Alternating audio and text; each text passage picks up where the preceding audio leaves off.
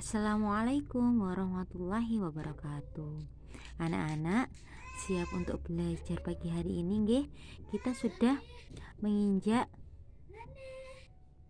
tema yang pertama, subbab yang kedua. Kita akan belajar tentang perkembangbiakan hewan secara generatif, di mana perkembangbiakan hewan itu sama dengan tumbuhan, ada yang vegetatif dan ada yang generatif.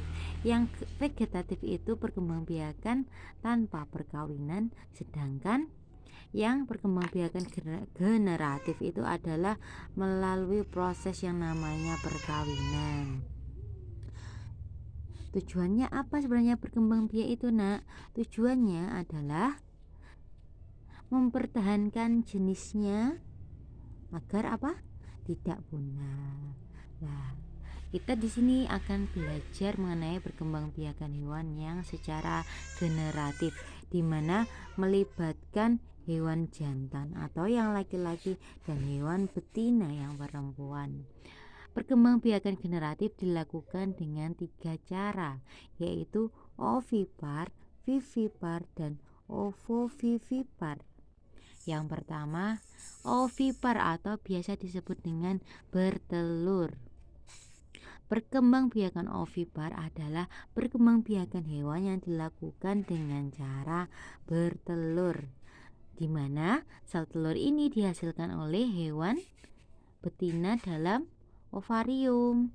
Sel telur ini kemudian dibuahi oleh sel sperma, di mana sel sperma ini dihasilkan oleh hewan jantan di dalam testis. Pembuahan sel telur ini dibedakan menjadi 2 cara. Yang pertama, pembuahan di luar atau fertilisasi eksternal. Kalau luar itu luar itu eksternal, yaitu pembuahannya terjadi di luar tubuh hewan. Terus gimana maksudnya? Gini, Nak. Sel telur yang masih kosong yang belum dibuahi tadi akan dikeluarkan oleh si ikan, contohnya ikan dan katak. Nah, telur ikan yang masih kosong isinya dikeluarkan di lingkungannya atau dari tubuh hewan betina, kemudian hewan jantan akan membuahinya di luar atau di lingkungannya atau setelah telurnya keluar dari tubuh induknya. Sel spermanya itu berupa apa? Berupa cairan yang nantinya akan menempel di telur-telur ikan. Kalau seumpama apa tandanya Ustazah yang telurnya itu jadi atau telurnya itu fertil? Contoh pada ikan, telur yang jadi itu nanti warnanya akan bening, sedangkan telur yang tidak jadi itu nanti warnanya akan putih dan berjamur seperti itu. Kemudian yang kedua, pembuahan di dalam atau fertilisasi internal itu di dalam, yaitu pembuahan yang terjadi di dalam tubuh hewan, di mana telurnya ini dibuahi di dalam tubuh hewan. Enak ya, kalau tadi di luar, ini di dalam tubuh. Jadi sel spermanya itu masuk ke dalam tubuh hewan betina. Contohnya pada burung, ayam, dan cicak. Ustazah, apa ciri-ciri hewan yang berkembang biak dengan cara ovipar? Yang pertama, tidak memiliki daun telinga. Seperti ayam tidak memiliki daun telinga. Pada umumnya, hewan yang ovipar biasanya mengerami telurnya seperti itu. Kemudian perkembangbiakan yang kedua yaitu melahirkan atau vivipar. Vivipar adalah perkembangbiakan hewan dengan cara melahirkan. Nah, perkembangbiakan dengan cara melahirkan ini biasanya dialami oleh hewan mamalia. Hewan mamalia itu adalah hewan yang memiliki kelenjar susu, di mana kelenjar susunya ini adalah nantinya untuk apa, dimanfaatkan anaknya. biar mendapatkan susu dari induknya. Contohnya adalah kucing, kerbau, sapi, kambing, dan lain sebagainya. Nah, kemudian ciri-cirinya apa Ustazah? Nah, ciri-cirinya untuk hewan yang berkembang biak dengan cara vivipar adalah memiliki daun telinga, memiliki kelenjar susu, dan anaknya biasanya dibesarkan oleh induknya.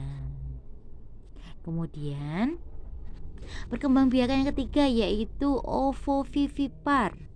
Artinya adalah bertelur dan melahirkan. Ovovivipar merupakan perkembangbiakan hewan secara bertelur dan melahirkan. Gimana ini maksudnya?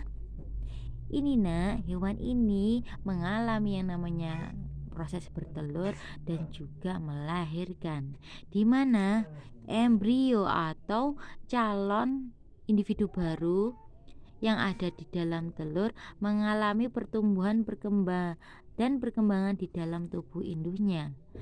Setelah cukup umur, anaknya itu akan menetas dan keluar dari tubuh induknya. Jadi telur-telur pada hewan ovovivipar ini akan berkembangnya itu adalah di dalam tubuh. Dan kalau seumpama sudah cukup umur, mereka akan menetas di dalam dan keluar menjadi individu baru tanpa adanya cangkang. Contoh hewannya adalah kadal, ular boa, dan hiu. Jadi kadal ini ada telurnya, ular hiu juga ada telurnya sebenarnya, tapi keluarnya itu dalam bentuk individu baru yang masih kecil seperti itu. Ciri-ciri hewan yang berkembang biak dengan ovovivipar adalah yang pertama, pembuahan terjadi di dalam tubuh sama dengan vivipar. Pembuahannya atau sel spermanya itu masuk ke dalam tubuh hewan betina. Yang kedua, setelah pembuahan terbentuklah telur. Zigot tumbuh menjadi embrio di dalam telur tersebut. Kemudian makanan zigot adalah cadangan makanan yang di dalam telur. Yang biasanya cadangan makanannya ini berupa apa nak? Kuning telur itu nantinya akan menjadi cadangan makanan dari calon individu baru di dalam telur. Kemudian embrio akan tumbuh menjadi janin. Seperti itu. Untuk pelajaran IPA kita membahas tentang perkembangbiakan generatif. Kalau ada yang ditanyakan bisa langsung ditanyakan ke Ustazah nggih. Terima kasih. Wassalamualaikum warahmatullahi wabarakatuh.